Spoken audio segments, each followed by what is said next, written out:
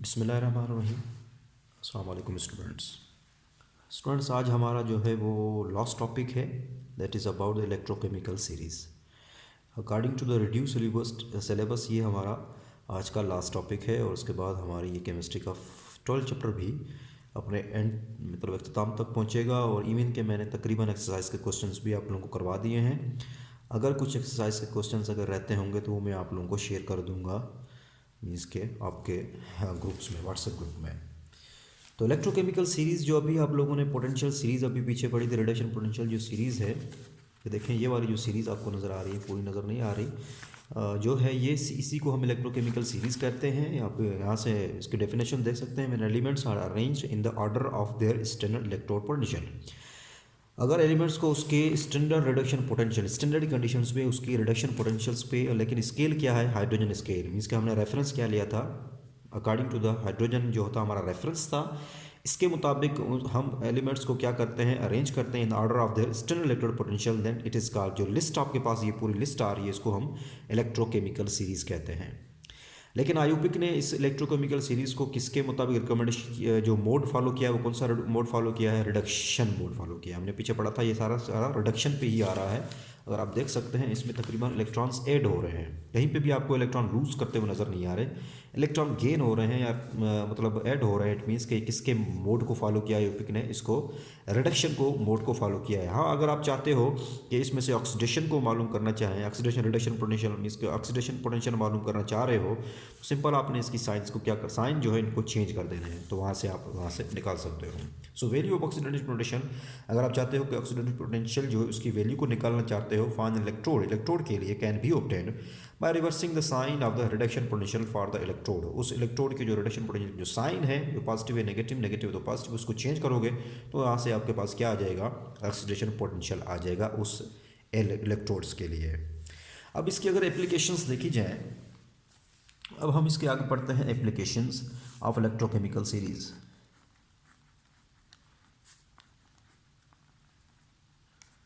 Application of electrochemical,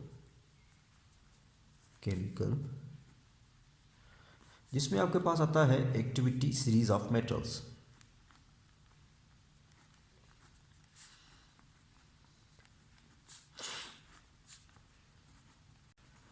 पहली application इसकी ये है कि हम इससे, मीन्स के डिस्प्लेसमेंट और रिप्लेसमेंट रिएक्शंस हैं, डिस्प्लेसमेंट और रिप्लेसमेंट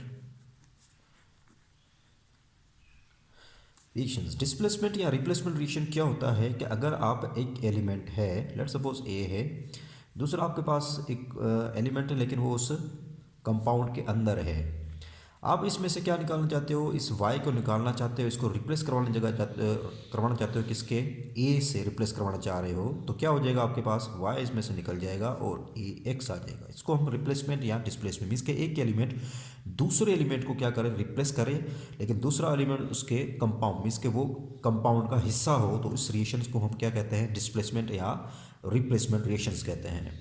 फॉर एग्जाम्पल अगर आपके पास जिंक है,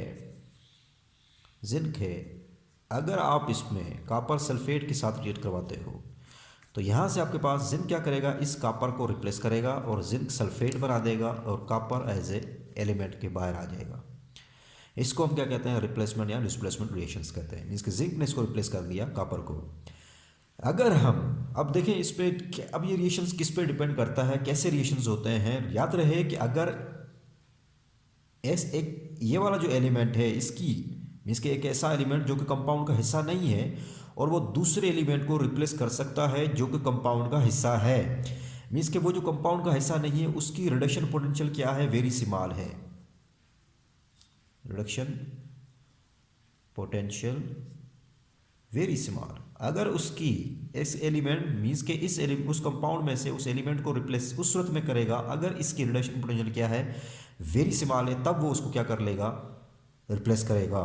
क्यों? बिकॉज रिडक्शन पोटेंशियल स्मॉल होने का मतलब ये है कि इसमें इस मेटल की जिंक की टेंडेंसी लूज करने की इलेक्ट्रॉन की ज़्यादा है। हमने पीछे पढ़ा था कि इलेक्ट्रॉन जिंक करने की जो लूज की टेंडेंसी है वो ज़्यादा है, तो अपने इलेक्ट्रॉन लूज करेगा और ये कापर उन इलेक्ट्रॉन को एक्सेप्ट करके एज ए कापर बन जाएगा और जिंक उसको रिप्लेस कर लेगा।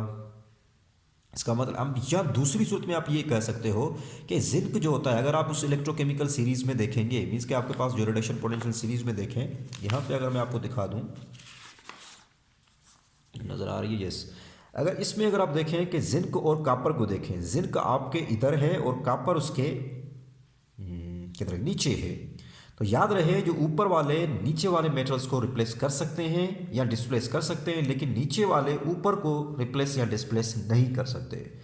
ऊपर वालों की क्या है टेंडेंसी, ये लूज करने की इलेक्ट्रॉन, और उसके जो नीचे, अगर उस एलिमेंट के जो नीचे है तो उसकी समझ जाए उसकी क्या टेंडेंसी, एक्सेप्ट करने की है। तो इसका मतलब है अगर ये इसको रिप्लेस करवाएगा कापर, अगर जिंक सल्फेट में से, अब देखें अगर इसी रिएशंस को हम अगर देखें, सेम इसी रिएशन को थोड़ा चेंज करने की कोशिश करूँ, यहाँ पे अगर मैं कापर कर देता हूँ और जिंक सल्फेट कर देता हूँ तो रिएक्शन होता ही नहीं है। क्यों नहीं होता? अब आपको बता चुका हूँ कि कापर देखें यहाँ पे नीचे है, कापर जो है वो नीचे है और जिंक इसके अबव है।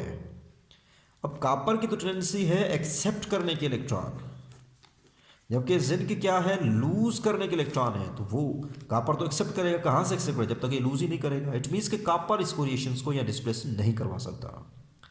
समझ आ गई? अगर लिस्ट के जो ऊपर वाले नीचे वालों को रिप्लेस कर सकते हैं, लेकिन नीचे वाले अगर आपके पास कोई केमिकल रिएक्शन हो, उससे पहले आपने देखना है लिस्ट में से कि किसकी रिडक्शन पोटेंशियल कम है और किसकी ज़्यादा है। अगर जिसकी एलिमेंट्स की कम है तो वो उस कंपाउंड में से उस एलिमेंट को निकाल सकता है, अदरवाइज वहाँ से वो रिएक्शंस नहीं होगा। सिमिलरली हमारे पास एक रिएक्शन है, आयरन है। आयरन जो है ये अगर कॉपर सल्फेट के साथ रिएक्शन करवाते हैं, आयरन को कॉपर सल्फेट के साथ रिएक्शन करवाएं, तो आप देख सकते हैं इसी में से लिस्ट में से देखें, कॉपर यहाँ पे है और दूसरा आपके पास आयरन इसके अबव है। ये देखें, इस मीन्स के आयरन इसको रिप्लेस, आयरन की टेंडेंसी लूज करने की, तो ये आयरन इसको रिप्लेस कर सकता है। तो क्या बन सकता है यहाँ पे FeSO4 plus Cu reaction. Similarly अगर हम सिल्वर ले लें, सिल्वर को ले लें NCuSO4 ले लें, क्या अब सिल्वर रिएक्शन करवाएगा? सिल्वर को देखिए, सिल्वर नीचे है, कॉपर अबव है, अब ये रिएक्शंस नहीं होगा। सिल्वर उसके नीचे था, सिल्वर क्या है यहाँ पे देख सकते हैं, सिल्वर उसके नीचे है, यहाँ पे है, और कॉपर इसके अबव है। इट मीन्स कि ये रिएक्शंस नहीं हो सकता। तो यहाँ पे ये क्या था, अबव था, इसके कंपाउंड में जो एलिमेंट्स उसके अबव था, लेकिन यहाँ पे ये नीचे है, उस कंपाउंड एलिमेंट्स के नीचे है, तो ये इसको रिप्लेस नहीं करवा सकता, क्योंकि इसकी रिडक्शन पोटेंशियल अब ज़्यादा है एज कम्पेयर टू इसके, लेकिन इसकी रिडक्शन पोटेंशियल कम है, तो इसकी इलेक्ट्रॉन लूज करने की टेंडेंसी ज़्यादा है। आसानी से अपने इलेक्ट्रॉन लूज करेगा, इसको देगा, आसानी से रिएक्शन हो जाएगा, अदरवाइज रिएक्शन नहीं होगा। होप कि आप लोगों को रिएक्शन समझ आ गया होगा। बस ये इतना ही कर लेते हैं आज, पार्ट 1 और पार्ट 2 में फिर इसको दूसरे हिस्से में कर लेते हैं।